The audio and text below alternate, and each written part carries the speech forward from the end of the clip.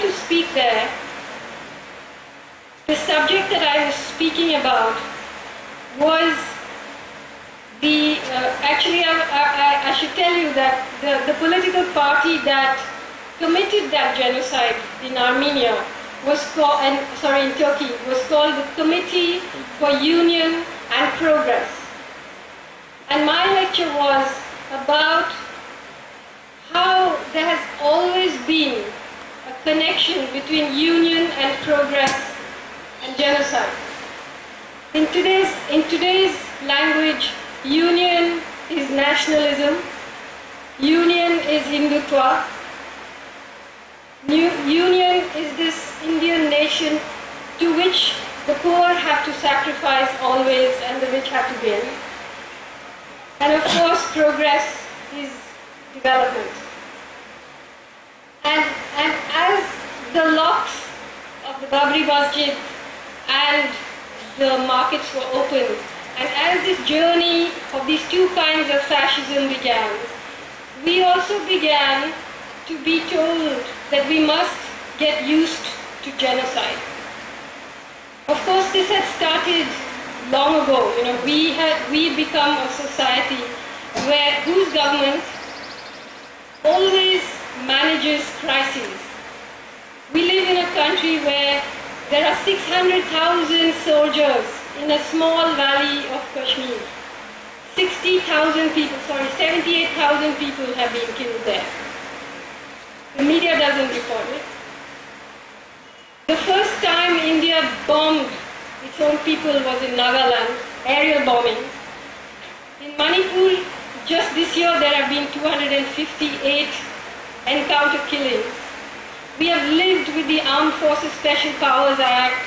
We have lived with the Public Security Act. We have lived with Tada, Pota, all of this. We have lived through the Sikh genocide, or like the massacre of Sikhs on the streets of Delhi. We have lived with the massacre of Muslims in Gujarat and in Bombay. And each time the Indian government manages to get over the crisis, it thinks it's over.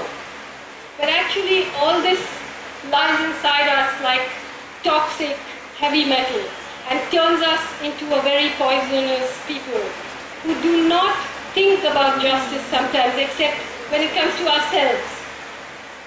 And we have to understand that you cannot respect the idea of justice unless it applies to everybody. So the person who called intellectuals the call girls of the state perhaps meant intellectuals who have only very skewed views of what constitutes justice. So I must put on record that I have nothing against call girls. Anyway, that's separate. But now this development of the free market, what has it led to? It has led to what I call the most successful secessionist movement in this country, which is the secession of the middle and upper classes into outer space. They're a country of their own. And they look down and they say, what's our bauxite doing in their mountains? What's our water doing in their rivers? What's our iron ore doing in their forests? Because they believe it belongs to them. And so they have to go to war to get it out. Today, Operation Green Hunt is really quite simply a war of the corporate-backed superpower part of India against the super poor part of India.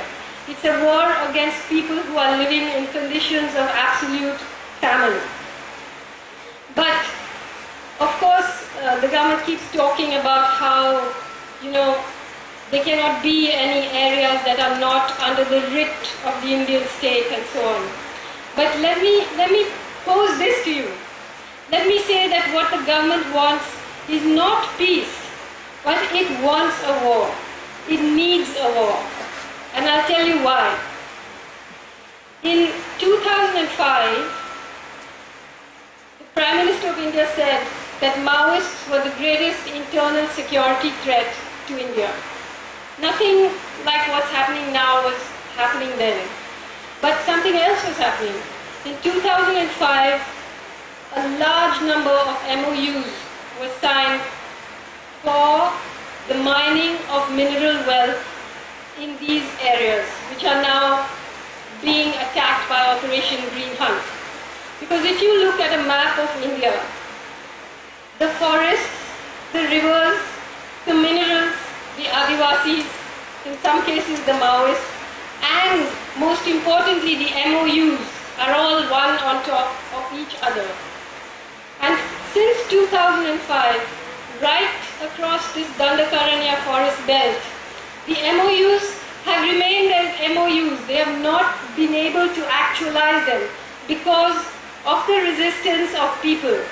Maoist resistance in some places, but other kinds of resistance. In Orissa, in Jharkhand, it's not only Maoist. There are all kinds of resistance movements that have held off the biggest mining corporations in the world. The biggest. Vedanta, Tata, Rio Tinto, POSCO, all this. The mining industry is not used to this, let me tell you. The history of the world, the darkest parts of the history of the world is the history of mining. It's an industry that is quite capable of committing genocide. It has done so in South America. It is continuing to do so in places like Colombia. It has done it all over Africa. They are not used to this. So even to hold them off for 4 years, we must give ourselves a big clap, you know. It was a big, big thing. It is a big thing. But now those predators are getting tired. They want those minerals. And so the various strategies, like for instance, the Salwa Judum. I don't know if any of you are aware of the fact that in January 2008, a report by the Union Ministry of Rural Development of Chhattisgarh, headed by C.P. Joshi, the minister, said that what is happening in Chhattisgarh is the biggest land grab since Christopher Columbus. And it said that the Salwa Judum is actually funded by corporations like Tata and Essar. This is what it said in a government report. But what has happened is that the Salwa Judum has not managed to do its job. It's had the opposite effect. It has become a recruiting ground for more Maoists. Because the aim was to clear this area. But instead, people got so angry that they are there. Even though in Dantewada alone, something like 644 villages have been more or less vacated. Many people are living on the Andhra border, and many people are living in the forest without access to markets, to health, to hospitals, to not even able to cultivate their land. But they are still there. And so since Salwa Judum didn't work, now we have the announcement of Operation Green Hunt.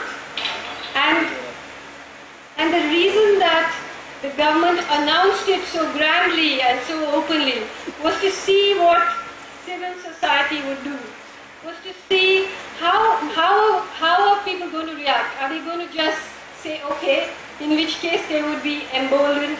Because don't forget that this global free market project is not just the government and industrialists. It's also created a huge constituency among the middle class that has suddenly got cell phones and cars and so on. So it has a huge constituency, and it was hoping that with the control it has on the media and so on, that it would be able to prosecute this war quite openly. But that, of course, didn't happen. So now it's going to try and do it in a more covert way.